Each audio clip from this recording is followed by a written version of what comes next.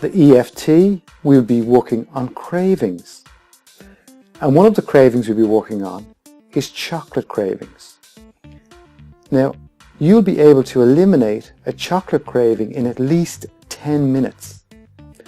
Now, that may seem like a big thing to say, but I've also added a recording in this program that you can listen to, preview before you even buy or spend a penny on this program, where I worked directly on air with a radio presenter and I eliminated his chocolate craving in less than 10 minutes.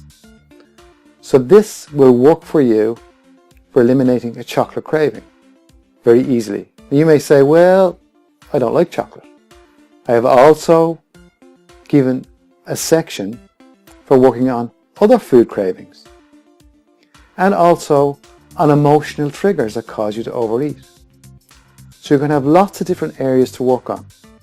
And not only that, I'll be teaching you how to use this technique, EFT, to make any changes in your life, from those things that hold you back in your life. You'll be able to use this technique.